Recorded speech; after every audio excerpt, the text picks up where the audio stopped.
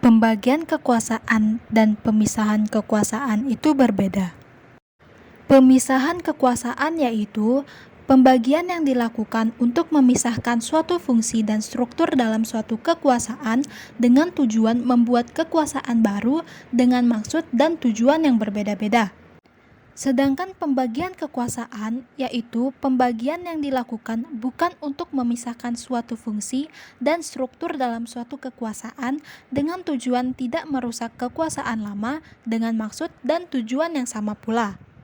Seperti yang kita tahu, sistem pemerintahan Indonesia kerap kali berubah sejak awal kemerdekaan Indonesia, mulai dari RIS, parlementer, hingga masa demokrasi terpimpin.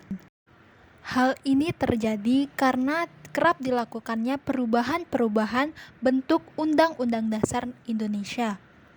Sampai pada tahun 1999 hingga 2002, dilakukanlah suatu perombakan atau yang biasa disebut dengan amandemen Undang-Undang Dasar 1945. Sejak saat itu, pemerintah menetapkan bahwa Indonesia menganut asas pembagian kekuasaan dan bukan pemisahan kekuasaan.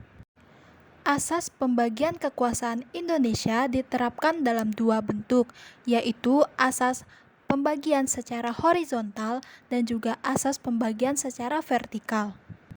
Pembagian kekuasaan secara horizontal berupa kekuasaan eksekutif, yudikatif, legislatif, eksaminatif, dan juga moneter. Pembagian kekuasaan secara vertikal berupa kekuasaan pemerintah pusat dengan kekuasaan pemerintah daerah. Hal ini dapat dilihat dalam pasal 18 ayat 1 Undang-Undang Dasar 1945.